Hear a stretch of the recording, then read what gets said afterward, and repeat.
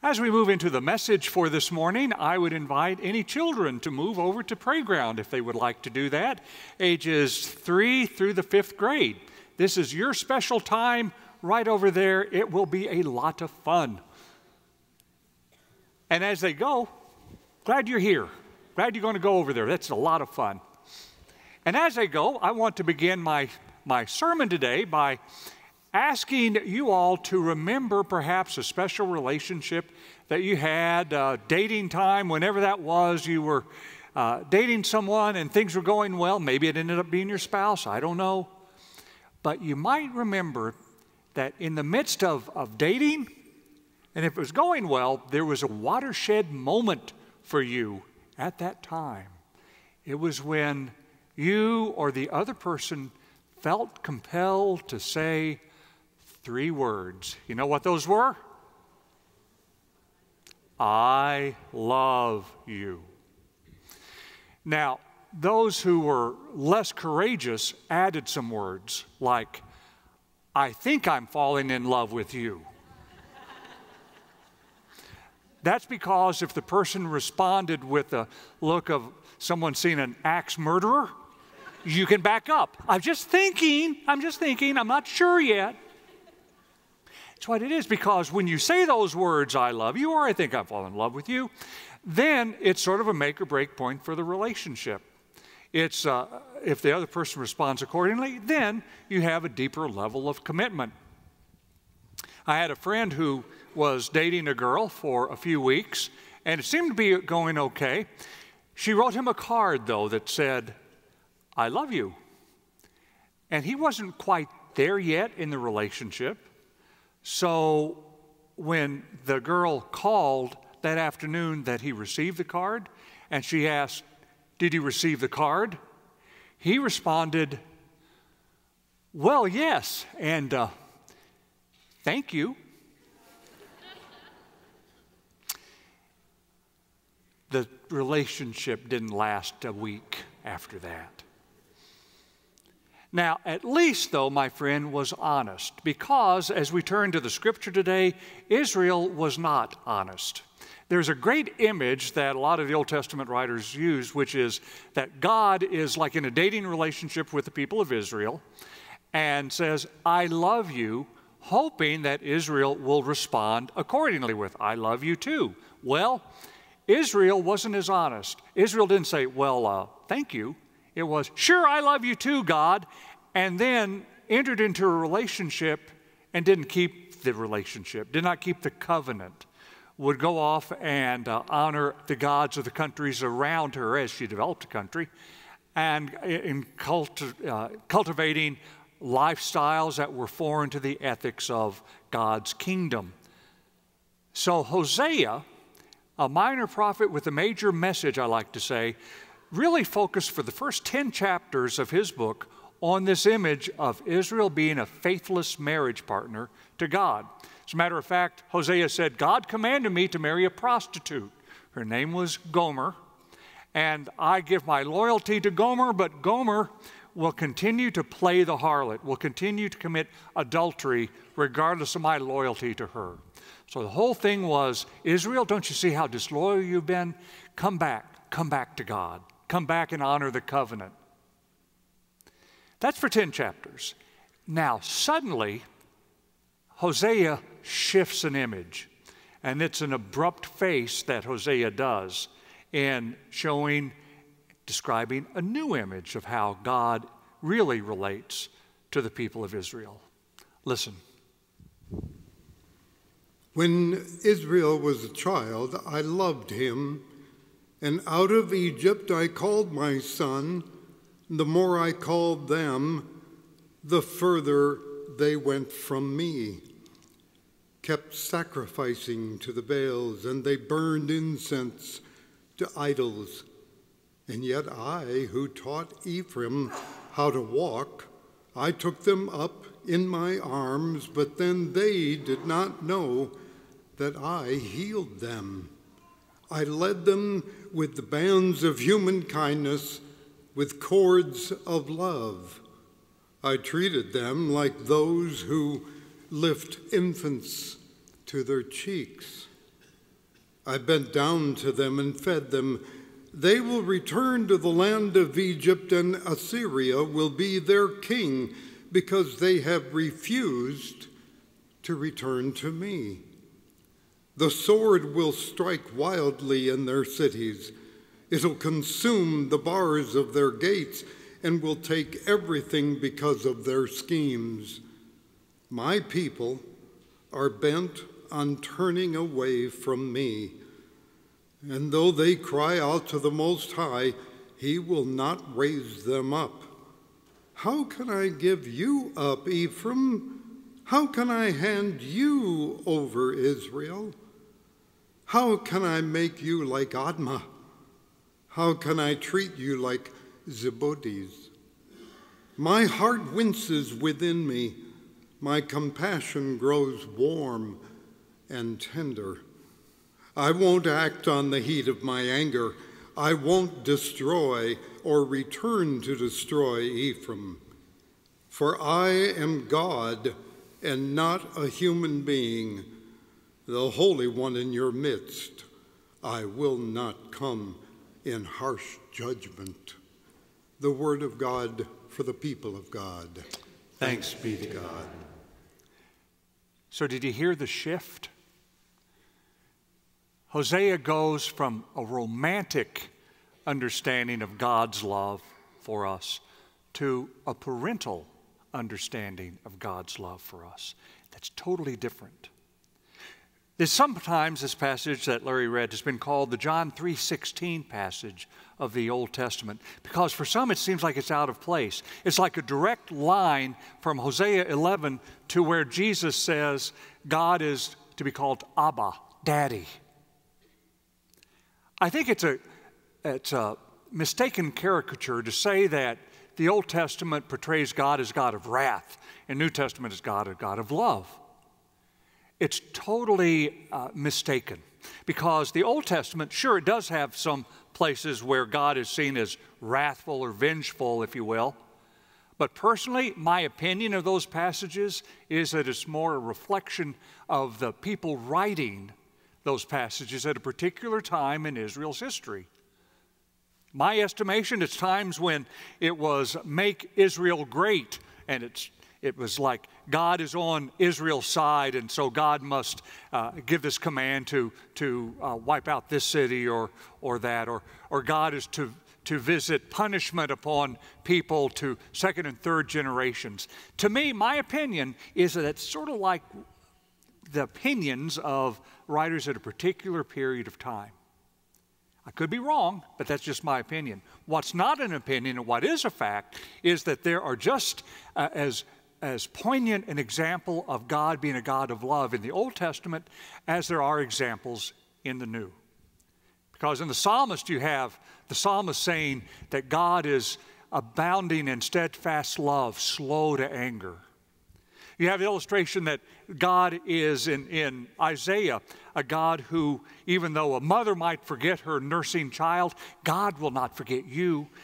God has tattooed in God's palms the face of Israel, so that God, like a doting parent or grandparent, can look at the beloved child each and every day. They're powerful examples of God's love. And just as powerful is this illustration that now God is not just a conditional lover, if you will. God is an unconditional love, portrays the unconditional love of a parent. Wow, you remember how that begins, that 11th chapter?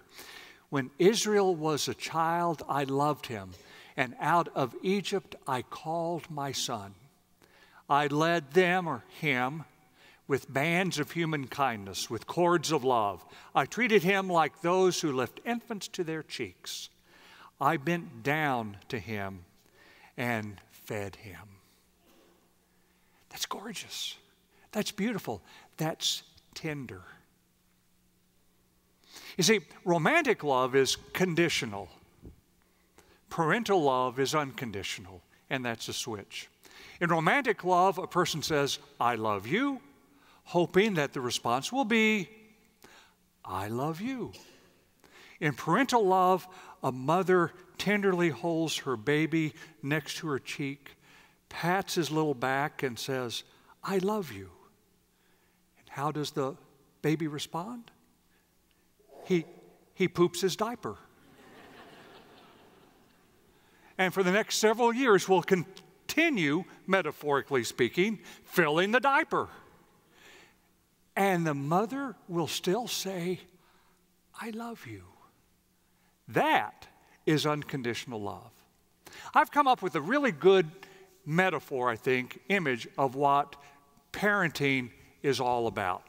I think a great image for a parent is that when a person decides to be a parent, that person has decided to buckle himself or herself down in the front seat of the world's longest, largest, scariest roller coaster.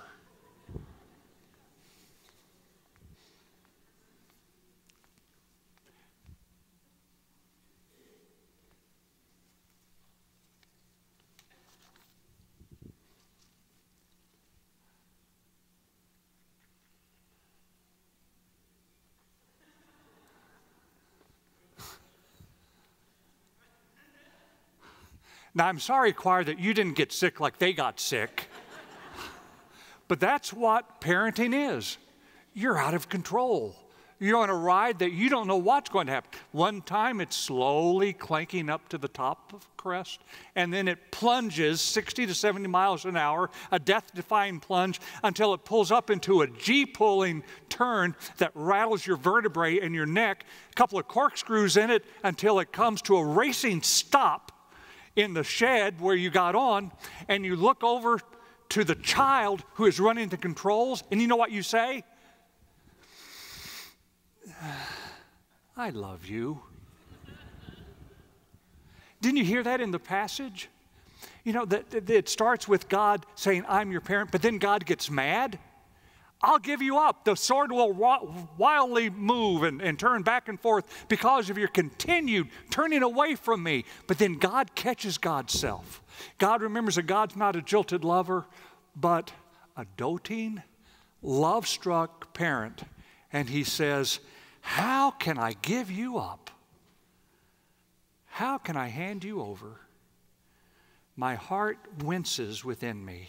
My compassion grows warm and tender, and I will not act on the heat of my anger.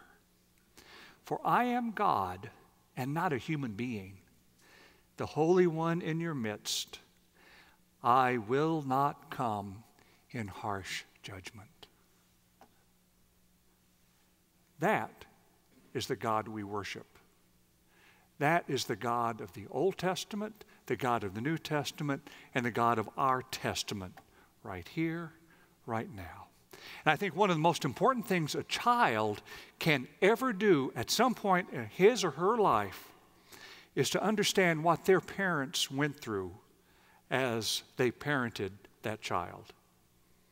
I think one of the best things they could ever understand is the bruises and the bumps and all the other price that they paid in order to raise their child and continue to say, "I love you," even in the midst of the child doing crazy things to the control of that roller coaster. I think the turning point for a child is when a child understands that the child didn't get what he or she deserved, but got what they didn't deserve: understanding, patience, grace. And when a child understands that about a parent, and when we understand that about our parent, then it's a totally different ball game. It's a different way of relating to someone who loves us unconditionally. A really great storyteller told of a time when he discovered that about his mom, when it just struck him about what his mom had given up to be his mom. It started when he was going through her things and saw an old, faded picture of his mom. And here's what he said: "My mother appears in a photograph of 5 young women in white summer dresses walking hand in hand, grinning on a country lane near Cottage Grove, Minnesota. It was 1932. She was 17. not long before she met my father. They all look so fresh and happy, as if in a careless paradise all their own. She is willowy, shy, and beautiful, and she might have modeled evening gowns. Instead, she became a suburban pioneer, making a home in a muddy cornfield, putting up the stewed tomatoes and canned beans every fall, raising 6 children, slogging through bouts of mumps and flu, womping up big Christmases, fishing the laundry out of the washing machine and putting it through the wringer and hanging it on the line. Is that what the smiling girl of 1932 had in mind? The cruel injustice of motherhood is that, out of devotion to her brood, she sacrifices so much of her own life that her children grow up to find her a little boring in comparison to the maiden aunt who is a little rebellious and more fun to be around, whereas mom is just the lady who runs a vacuum cleaner. As Irma Bombeck said, the kids walk in and ask her, "Is anybody home?" But she loves you. You could come home with snakes tattooed on your face, and she would still see the good in you. Most great men were mama's boys. She encouraged them long before anybody else could see any talent there. Do I have an amen? It's interesting, isn't it, when Hollywood stars or pro athletes get an award of some sort, they oftentimes will give a shout out to mom or dad. It's because they have acknowledged that they are who they are today because their parents are who they were yesterday. And I can only imagine what parents hearing their children giving them a shout out like that, I can only imagine what those parents must feel. And as I imagine what those parents must have felt, I discovered that, oh, I have had the opportunity to feel that as well. If you've been following my sermons for the last few months, you know that my son Cameron has gone through boot camp and through individualized training for the Army Reserves. He has been back now about 2 weeks. He survived. He's been asleep for the last 2 weeks, but he is back home. But while he was away in training, basic and individual training, his car was stored in our garage, and one of the tires turned out to have a slow leak in it. It finally was flat. So it became flat. So one afternoon on my day off, I decided that I would fix the flat. This is called an act of God. People have different intelligences. Mechanical is one of them. I do not have that. It is negative on the scale for me for mechanical intelligence. But nonetheless, I discovered what a jack was and the little thing you put in the handle. So I jacked up the car, pulled the hubcap off, took the lug nuts off, and to this point, I was very happy. Then I tried to pull the tire off. Would not budge. And I said, this isn't supposed to happen. That's not what it said in the manual. The Toyota manual said pull tire off. It doesn't pull. I thought something was wrong with it, so I took a picture, sent it to the tire place. Is there something wrong with this? And the person said, no, just keep working. That was helpful. I kept working. I took a hammer. I took a mallet. I took a 2x4. It didn't budge. I went to YouTube. I put in the search bar, stuck tire. Do you know how many videos are out there for unsticking a tire? Do you know that most of them don't work? Believe me, one even said, return lug nuts, put on loosely, and drive car. I might have no mechanical intelligence, but I do have some intelligence. No. Finally, it worked. One person said, take a spare tire, and this is a technical term, whomp the tire. I whomped it 3 times, and it broke loose.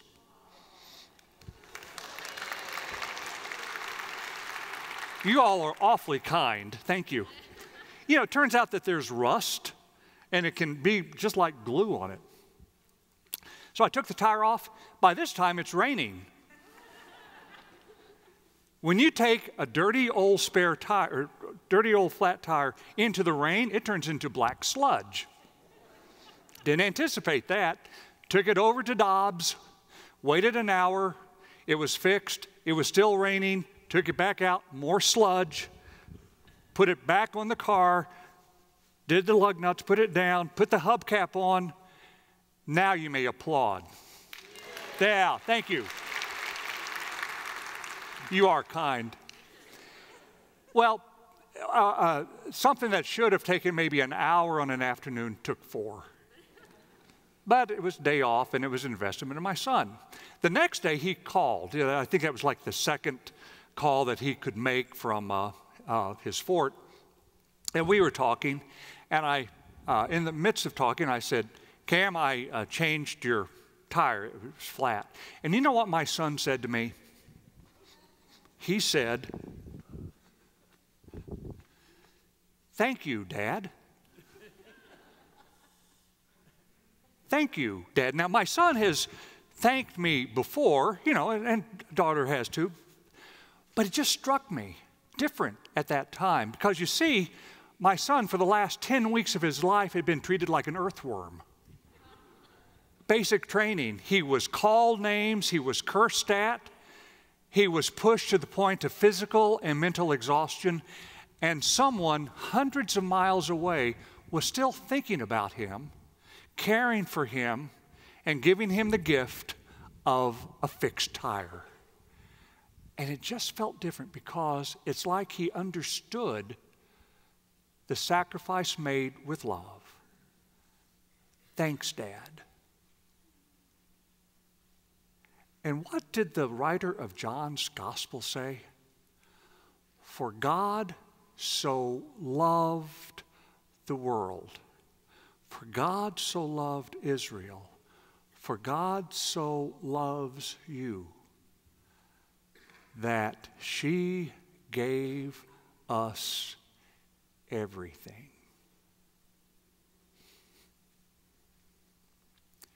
Thanks, Mom.